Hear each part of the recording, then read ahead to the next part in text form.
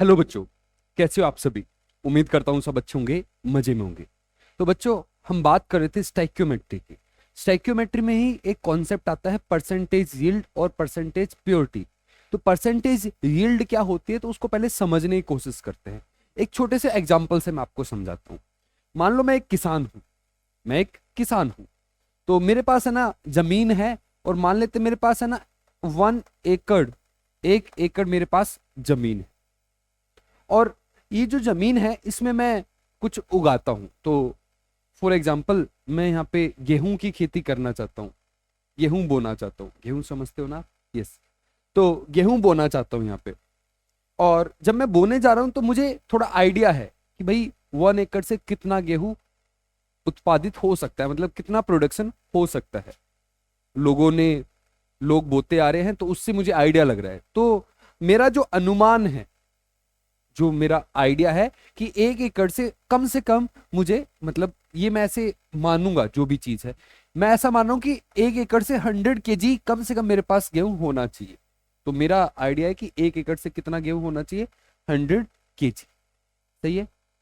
तो यील्ड मेरी कितनी होनी चाहिए, 100 kg। यील्ड मतलब कितना उत्पादन, यील्ड का मतलब होता है उत्पादन कितना होगा। ठीक है।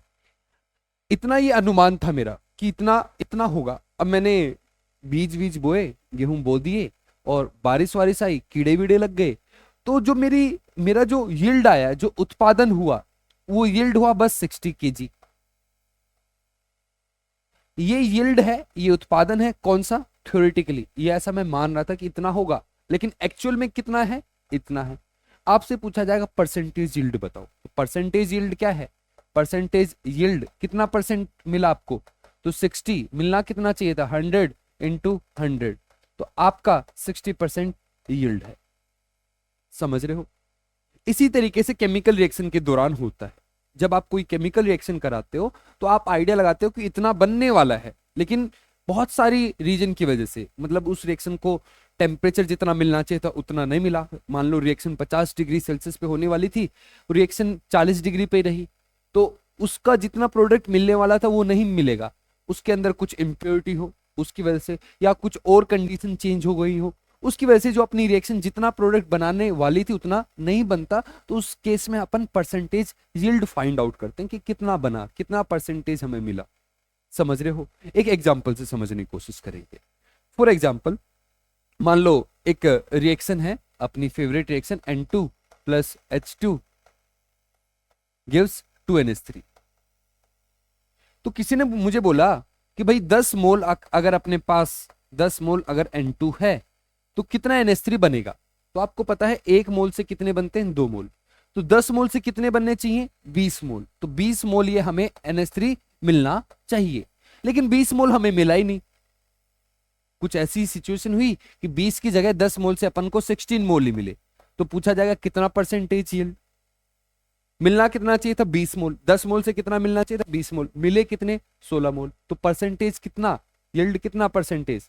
तो इसको फाइंड आउट करेंगे। तो कैसे फाइंड आउट करते हैं, तो उसका फॉर्मूला होता है percentage yield is equal to अपना एक्चुअल यील्ड।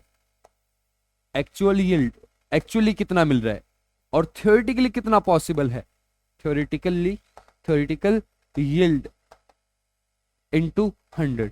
इस तरीके से अपन परसेंटेज यील्ड फाइंड आउट करते हैं। समझ में आ रही है बात? तो इस फॉर्मूले की मदद से आप एक्चुअल यील्ड भी पता कर सकते हो। जैसे इस क्वेश्चन में अपन को दोनों यील्ड दी जा रही है। ये है अपनी थ्योरेटिकल यील्ड और ये एक्चुअल यील्ड। तो अब अगर आपसे कोई परसेंटेज पूछे तो कितना आएगा, 16 ये अपनी एक्चुअल यील्ड है, और 20 ये अपनी थ्योरेटिकल यील्ड। इतना पॉसिबल है मैक्सिमम।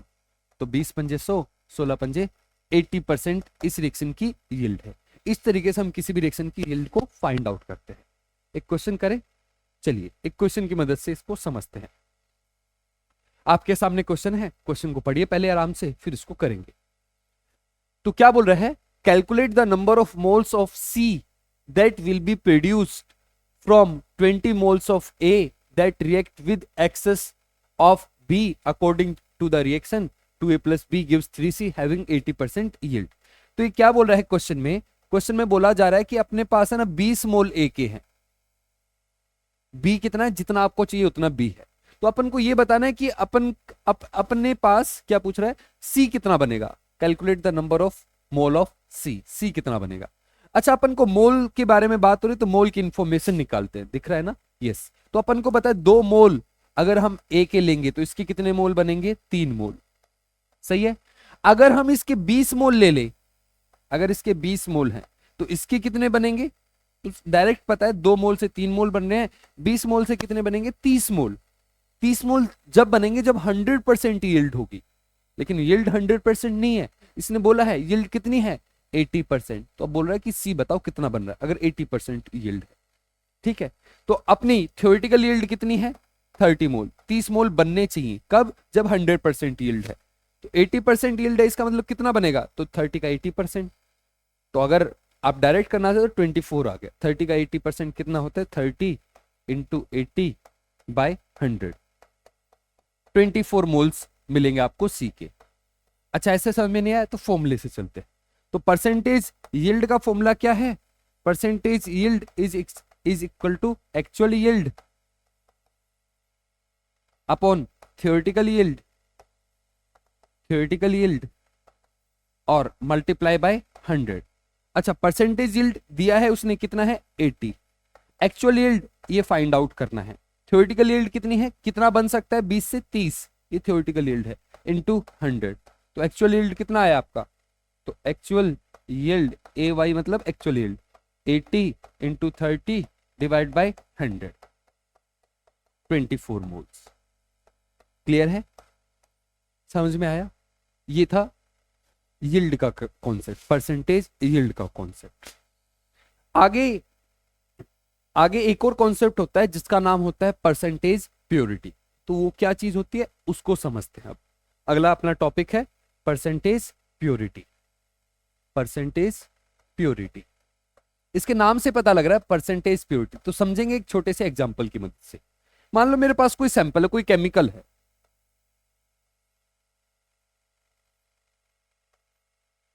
एक केमिकल है कोई, मान लेते हैं NaOH है अपने पास। क्या है, NaOH। NaOH है यहाँ पे, ये NaOH है, NaOH है। और ये जो NaOH है ना, ये है 4 ग्राम। और इसके अंदर है ना कुछ और भी है, मतलब इम्प्योरिटी है, इम्प्योरिटी है वो है 1 ग्राम। आपसे पूछा जाएगा ये जो सैंपल है, पूरा सैंपल कितना, इम्प्योर सैंपल कितना है अपने पास, इम्प्योर सैंपल है जो कितना है अपने पास, वो है 5 ग्राम। ठीक है, अपने पास जो NaOH है, NaOH है वो कितना है, 5 ग्राम। NaOH मतलब इम्प्योर NaOH।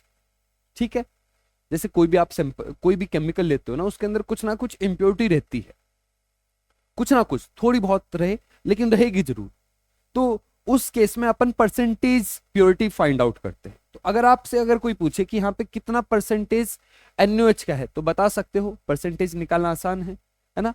तो इस 5 ग्राम में कितना NaOH है, 4 ग्राम। तो परसेंटेज में बताओ भाई कितना है।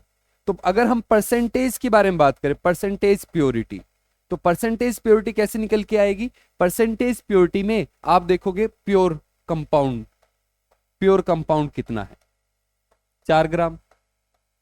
और टोटल सैंपल कितना है अपना, टोटल सैंपल कितना है, और उसको कर दोगे 100 से मल्टीप्लाई। जैसे इस क्वेश्चन में देखते हैं, प्योर कंपाउंड कितना अपना, 4 ग्राम, टोटल सैंपल कितना है, 5 ग्राम, और इंटू 100 तो कितना आया, 20। तो 80% अपने पास प्योरिटी का सैंपल है। समझ में आ रही है बात।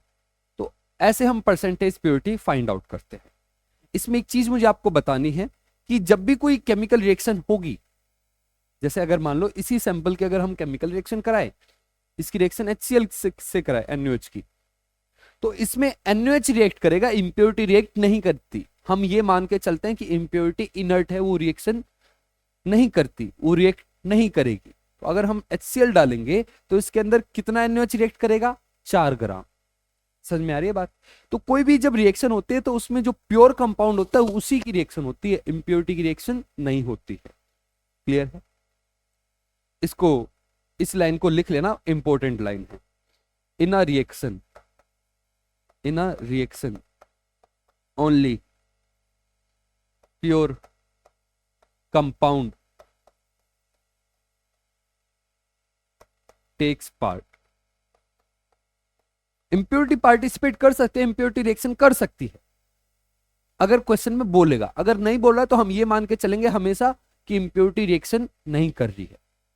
ठीक है, समझ में आ रही है बात? जो भी प्रोडक्ट बन रहा है वो किससे बन रहा है? प्योर कंपाउंड से।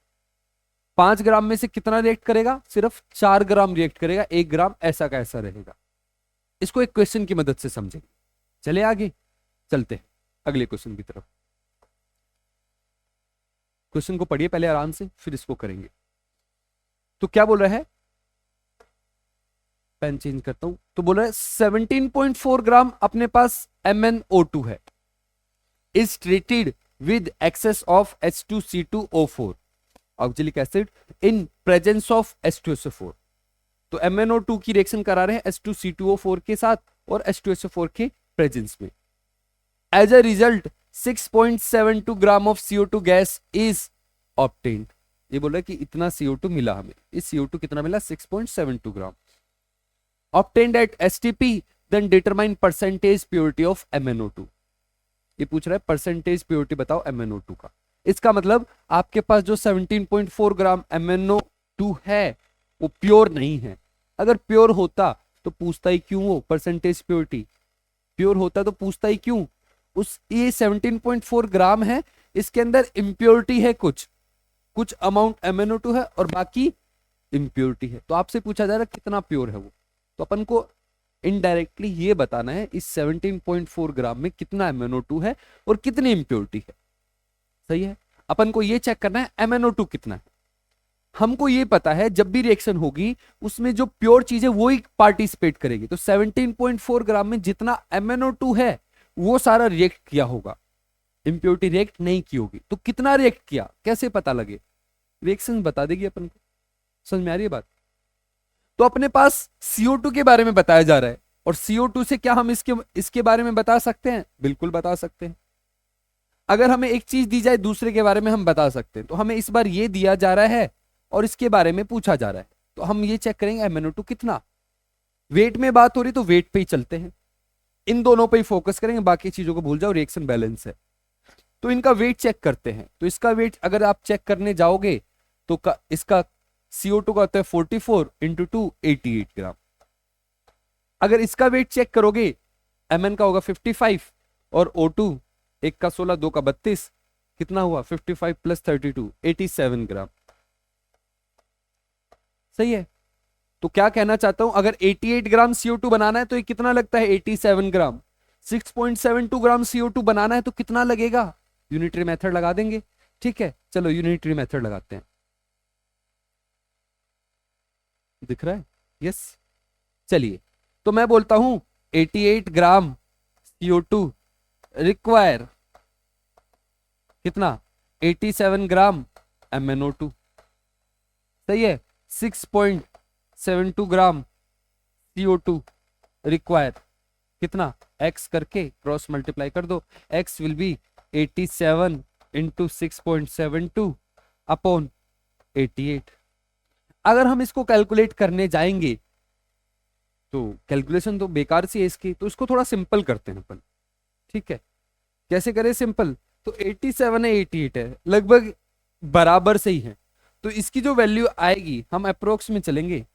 ठीक है, अगर आप अच्छे से करना चाहते हो कैलकुलेटर यूज करके कर लेना। हम इसको अप्रोक्सीमेशन मेथड से करेंगे, अप्रोक्सीमेशन लगाएंगे। यहाँ पे 87 है 88 है, लगभग बराबर है ना? तो इसकी वैल्यू 6.72, इससे थोड़ी सी कम आएगी, तो हम अज्यूम कर लेते हैं 6.7 आ गई मान लो। इतना ग्राम आपका क्या लगेगा? MnO2 लगेगा इतनी CO2 बनाने के लिए। मतलब इतना ही था अपने पास, कोई कंप्लीटली रिएक्ट हो रहा है हम ये मानेंगे रिएक्शन को, हम ये नहीं मानेंगे कि आधी में रुक गई रिएक्शन। ठीक है, और यहाँ पे बोला भी गया है एक्सेस, अगर ये एक्सेस है तो MnO2 पूरा ही खत्म हुआ होगा। समझ रहे हो मेरी बात? तो पूरा MnO2 जितना भी था वो रिएक्ट कर गया। तो कितना था MnO2? 6.72 ग्राम, 6.7 ग्राम। और टोटल कितना था अपने पास सैंपल? 17.4 ग्राम। तो बाकी क्या? बाकी इंप्योरिटी। तो पूछा परसेंटेज प्योरिटी बताओ। तो परसेंटेज प्योरिटी निकालने कैसे निकालें, तो हम बोलेंगे भाई परसेंटेज प्योरिटी MnO2 की, उसमें प्योर कितना है 6.7 ग्राम है और टोटल सैंपल कितना है कुछ 17.4 है, मल्टीप्लाई करेंगे 100 से। जब आप इसको कैलकुलेट करने जाओगे तो कितना आएगा ये, तो इसकी जो वैल्यू आएगी ये 3 से कम आ रहा है। तो अगर आप इसको कैलकुलेट करोगे तो ये अप्रोक्स 38% के आसपास आना चाहिए, इतनी परसेंटेज प्योरिटी का। समझ में आया? ये था परसेंटेज यील्ड का, सॉरी परसेंटेज प्योरिटी का कॉन्सेप्ट। दो कॉन्सेप्ट थे, एक परसेंटेज प्योरिटी और एक दूसरा परसेंटेज यील्ड, दोनों के बारे में मैंने आपको बताया। एक लास्ट क्वेश्चन आपके घर से करने के लिए, आराम से बैठ के करना इस क्वेश्चन को, ये आपके लिए है, ठीक है? आप इसका स्क्रीनशॉट ले सकते हो, ये आपको क्वेश्चन करना है घर से। क्लियर? इसका आंसर मैं आपको बता देता हूं, इसका आएगा 1500 लीटर। क्लियर है? तो आज के लिए इतना ही, मिलते हैं अगली वीडियो में। स्टाइक्योमेट्री अपना खत्म होता है, अब इसकी बस ज्यादा से ज्यादा प्रैक्टिस करनी है। स्टाइक्योमेट्री में अगर हम नीट के सिलेबस में देखें तो इतना ही रहता है, ठीक है? तो आप बस इसके अब ज्यादा से ज्यादा प्रैक्टिस कीजिए, और स्टाइक्योमेट्री है वो प्रैक्टिस से बहुत ज्यादा क्लियर होता है। जितनी ज्यादा आप प्रैक्टिस करोगे उतना ये बेटर होता है स्टाइक्योमेट्री आपका। अगली वीडियो में मिलेंगे इक्विवेलेंट कॉन्सेप्ट के साथ, तब तक के लिए गुड बाय, थैंक यू।